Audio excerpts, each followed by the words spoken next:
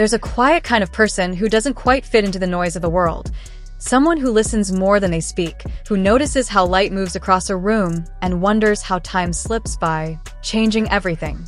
They pause before responding, not out of uncertainty, but because their mind is weighing countless possibilities at once. These are the deep thinkers, people who live more in thought than in conversation, who can turn a single moment into an entire universe inside their mind. For them, thinking isn't confusion, it's breathing. They don't just see a tree. They see how it bends toward light, how its roots mirror their own search for grounding. They find meaning in silence, emotion in glances, stories in stillness. Psychology calls this high introspection, a constant inner dialogue powered by the brain's default mode network, where creativity, memory, and imagination intertwine. Yet this depth often isolates them. While others react, they observe. They notice too much, think too deeply, and by the time they're ready to speak, the world has already moved on, leaving them silent, misunderstood. But that silence isn't emptiness, it's depth. Deep thinkers crave real connection, conversations that dive beneath the surface into fear, wonder, and truth. Yet this same depth makes them overanalyze every word, replay every moment, and question every emotion, not from insecurity, but from an unrelenting search for meaning. They live in meta-cognition, thinking about their own thinking, forever aware, forever dissecting, forever learning. It's both their greatest strength and their heaviest burden, to see life not just as it is, but as all the endless possibilities it could. Deep thinkers are the kind of people who can analyze love, fear, ambition, and memory until they almost feel like they can hold these invisible things in their hands. Yet in that search for understanding, they sometimes lose the simple joy of just being. They forget that not everything is meant to be explained. Some things are meant to be felt. You'll often see them walking alone with headphones in, not out of loneliness, but because solitude is their natural habitat, a space where they can breathe, process, and untangle thoughts most people don't even notice. They feel deeply but often appear calm, with emotions that move like quiet waves beneath the surface. A deep thinker might stare into space at a cafe, lost in the memory of something they said 10 years ago, not out of regret but curiosity, mapping the geography of their own mind, tracing where each feeling lives. This self-analysis can make them seem detached, but really they're just trying to see life from every possible angle. Their minds often drift into what psychologists call existential thinking, questioning not just their life, but life itself. Time, purpose, morality, consciousness. Overthinkers worry about the future. Deep thinkers question reality. It's the difference between anxiety and awareness. But that same gift can turn into a trap. Their powerful minds can weave connections that don't exist, reading meaning into silence or turning simple moments into endless philosophical puzzles. It's like using a microscope so strong it starts revealing things never meant to be seen. Still, this depth fuels extraordinary creativity, the kind that shaped the minds of Einstein, Da Vinci, and Jung, people who saw the hidden threads linking ideas no one else could see. Yet in today's world, where speed, certainty, and simplicity are rewarded, deep thinkers often feel out of place. Reflection is mistaken for hesitation, silence for weakness, and complexity for confusion. So they learn to hide their depth, to nod along and fit into a world that moves faster than when deep thinkers disagree. They often smile politely while their thoughts drift galaxies away. After the crowd leaves, their real dialogue begins, the endless conversation inside their own mind. There's a quiet loneliness in that inner world because deep thinkers crave connection, but only the kind that feels genuine, the kind that requires vulnerability. Yet few are willing to dive that deep, so they remain guarded, observing silently until someone reveals the same depth. And when they finally open up, they do so completely, sharing fears, hopes, and truths they rarely admit even to themselves, because deep thinkers don't do halfway hearts. But that openness can backfire. When you see the world in shades of gray, you expect others to do the same. You assume honesty is the default, sincerity a given, and when reality doesn't align, the pain cuts deep. Not because they're fragile, but because they invest meaning into everything. To them, a small betrayal feels cosmic, and a brief act of kindness can restore their faith in humanity. Every glance, every silence, every word carries weight. This is their double-edged sword, every thought alive, every emotion echoing. They feel what others overlook, the averted gaze of a stranger, the moment laughter fades, the way people promise forever while already thinking of tomorrow. They see not only what is, but what could have been. Psychologists call this depth processing, the tendency to encode experience with rich emotion and layered meaning. Deep thinkers don't just remember events. They remember how they felt, what they symbolized, what they revealed. Each memory becomes an entire emotional ecosystem. That's why nostalgia hits them harder, why a single song can transport them back to a version of themselves that no longer exists. It's not just emotional intensity, it's how their brain is wired. Research shows deep thinkers have stronger connections between the emotional and analytical parts of the brain. They literally think and feel at once.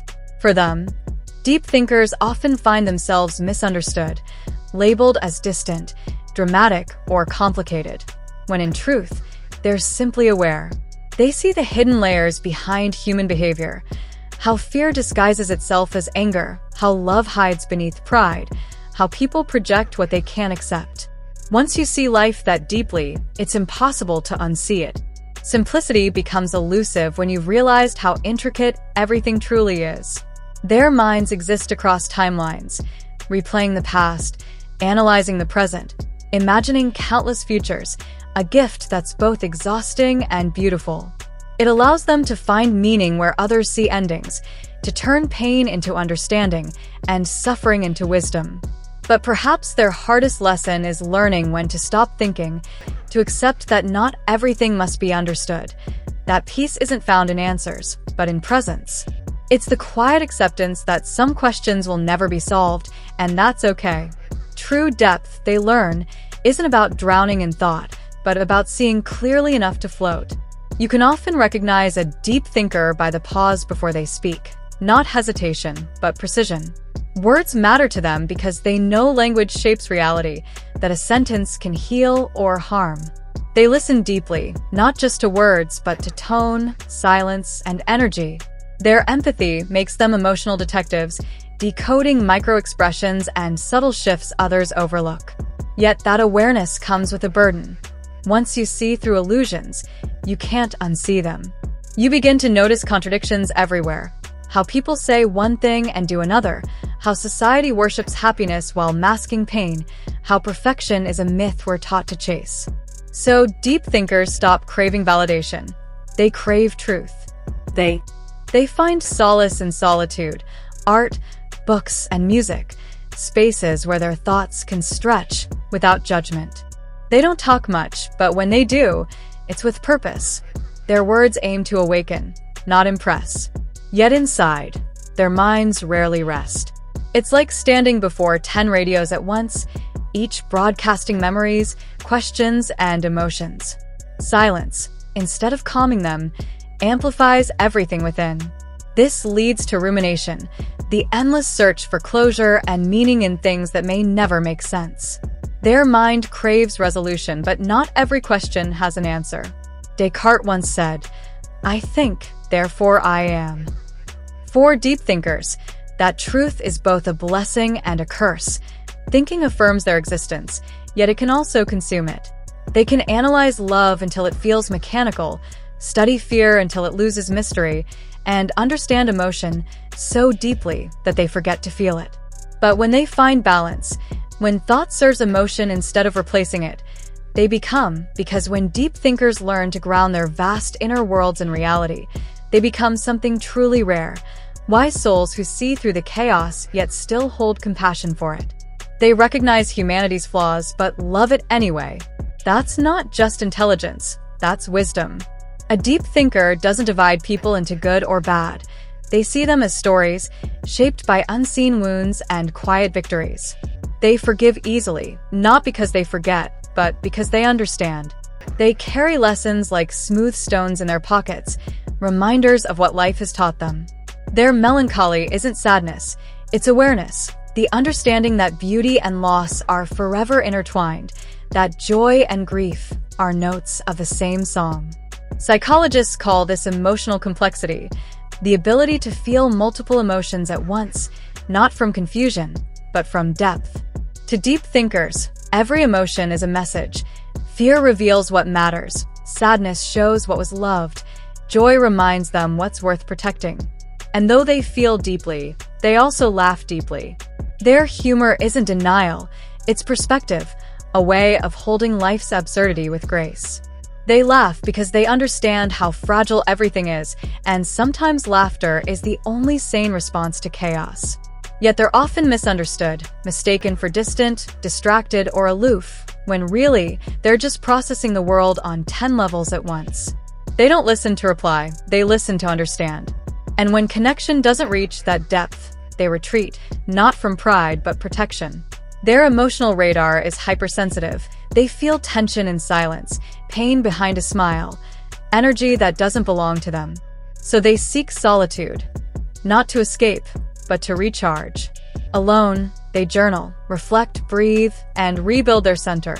Because solitude isn't emptiness to them, it's clarity.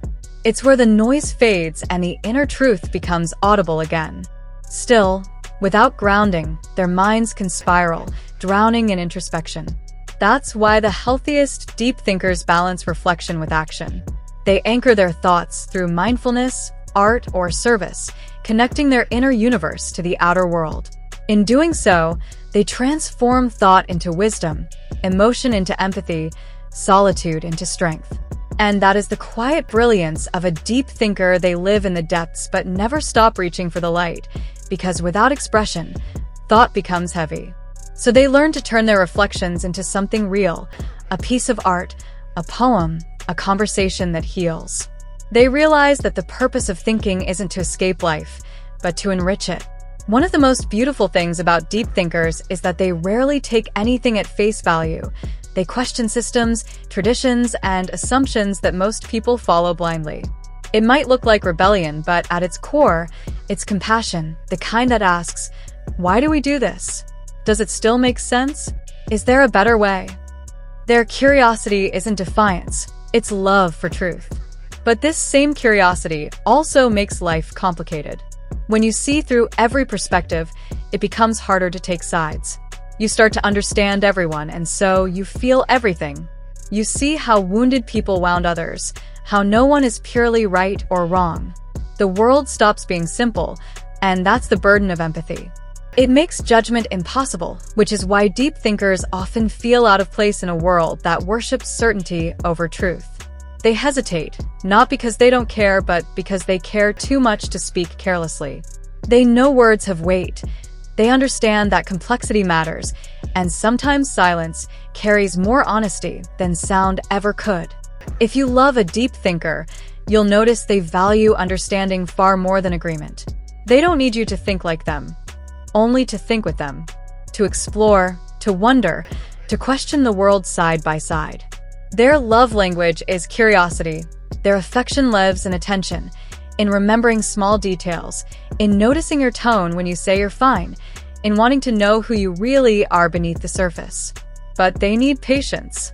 Deep thinkers move slowly when it comes to trust. They don't open easily because they test the depth of souls the same way they test the depth of ideas. And when they finally let you in, it's because they've decided your heart is safe.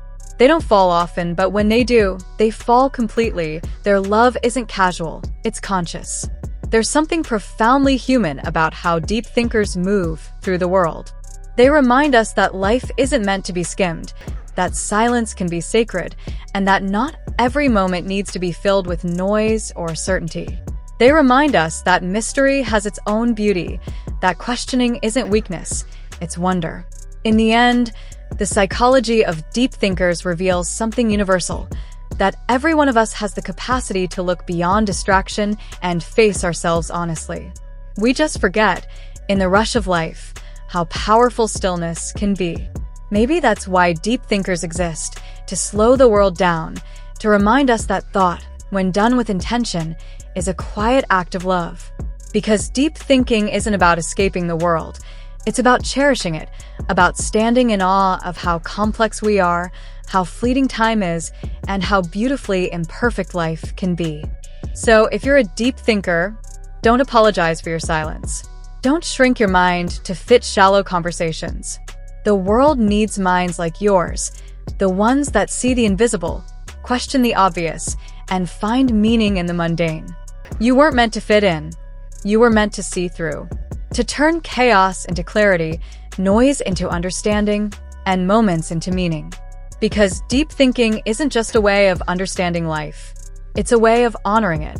And while the world races ahead, you hold something it often forgets: depth. And in a shallow world, depth itself is light.